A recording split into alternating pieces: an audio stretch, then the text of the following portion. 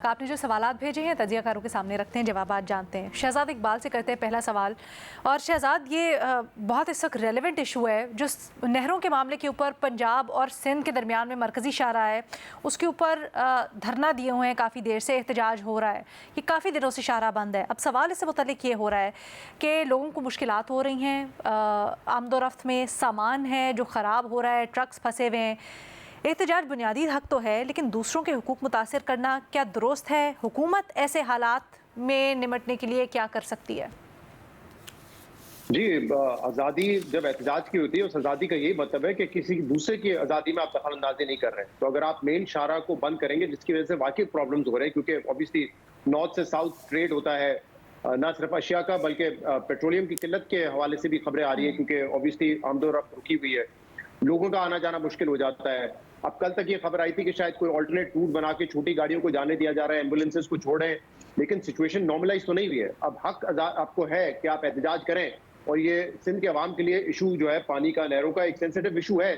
तो उस पर आप जरूर एहतजाज करें, लेकिन कोई ऐसा काम जिससे दूसरों की जिंदगी को आप अजीरन कर रहे हैं, मेरे ख्याल से वो नहीं करना चाहिए। दूसरा, इसमें मेरे ख्याल से वफाकी हुकूमत की बहुत बड़ी जिम्मेदारी आती है। इस पूरे नहरों के मामले पर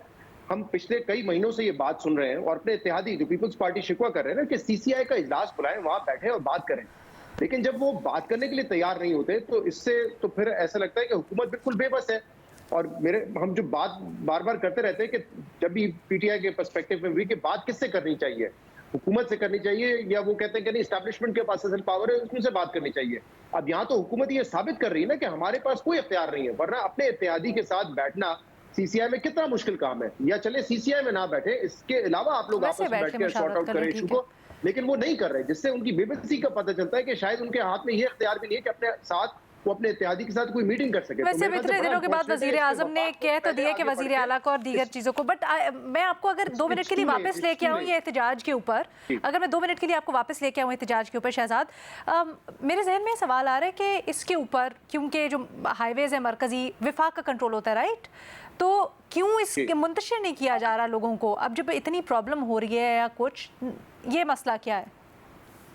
देखिए, ये एक लॉ एंड ऑर्डर सिचुएशन तो बन जाती है ना कि अगर बड़ी तादाद में लोग बैठे हुए हैं, उनको वहां से हटाना, और खासतौर पे सिंध में ऑब्वियसली हाईवेज पे उनका कंट्रोल होता है, बट ये जो सुबह सिंध में आता है, यहाँ पे ज्यादातर पुलिस फोर्स है, आपकी लॉ इन्फोर्समेंट है, वो तो सुबह सिंध की है। अब यहाँ पे मसला ये कि कल मैं मुराद अली शाह को सुन रहा था, मुराद अली शाह साहब कह रहे थे कि हमारा भी वही कॉज है, लेकिन वो नेशनलिस्ट पार्टीज और दीगर जो एहतजाज करें उनसे रिक्वेस्ट कर रहे थे कि कम से कम आप अपना एहतजाज का हक जरूर इस्तेमाल करें, एक्सरसाइज करें, लेकिन दूसरों को आप ना तकलीफ पहुंचाएं, रुकावटें ना क्रिएट करें। तो उस तरह से क्या एंगेजमेंट हुई है उस तरह से जो मुंतशिर करने के लिए होती है?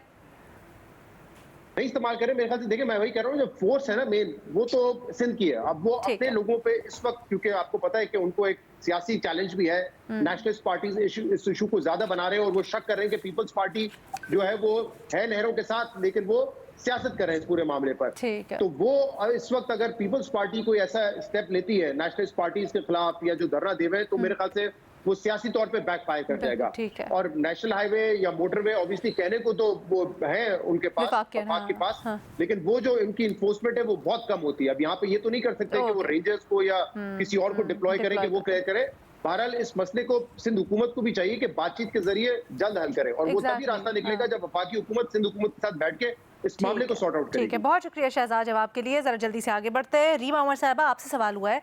कि अदालतों के बारे में अब शाज़ व नादिर ही सुनते हैं, क्या 26वीं तरमीम के बाद अदलिया मुकम्मल तौर पर गैर मुतल्लिका हो गई है?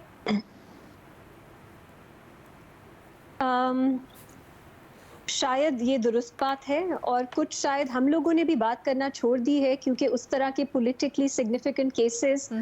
फौरन जो है वो लिस्ट नहीं होते, उन पे हेयरिंग्स नहीं होती। तो क्योंकि ज़्यादातर मीडिया का इंटरेस्ट जो है वो आउटकम्स में रहता है इन पॉलिटिकल केसेस की, हम अब बिल्कुल ही बात नहीं सुनते। 6 महीने हो गए हैं 21 अप्रैल को 26th अमेंडमेंट जब पास हुई थी उसको। आई वुड हैव एक्सपेक्टेड इस पे कोई बात होगी कि 26th अमेंडमेंट के बाद क्या हुआ है हमारी जुडिशरी के साथ, चीफ जस्टिस की अपॉइंटमेंट से लेके कॉन्स्टिट्यूशनल बेंचेस के जो जजेस हैं उनकी सिलेक्शन तक, जजेस की जो तादाद बढ़ा दी गई, बिल्कुल अनएक्सपेक्टेड तरह से ऑलमोस्ट डबल कर दी गई, उससे लेके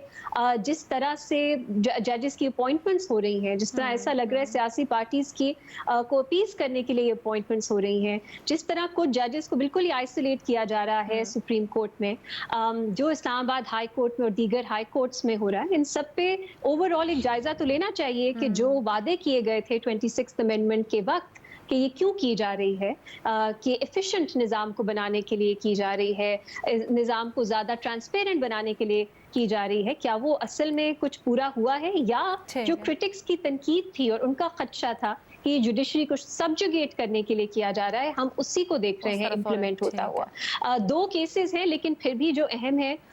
एक मिलिट्री कोर्ट से रिलेटेड उसकी कुछ आखिरी 2-3 हेयरिंग्स हैं, 28 अप्रैल को, फिर ये इस्लामाबाद हाई कोर्ट का जो मामला है जजेस के ट्रांसफर का, उसकी हेयरिंग भी अगले हफ्ते है। तो मेरा ख्याल है ये दो अहम केसेस हैं जो शायद हमें जो फैसला आएगा वो पॉलिटिकली भी बहुत रेलेवेंस रखेगा। वैसे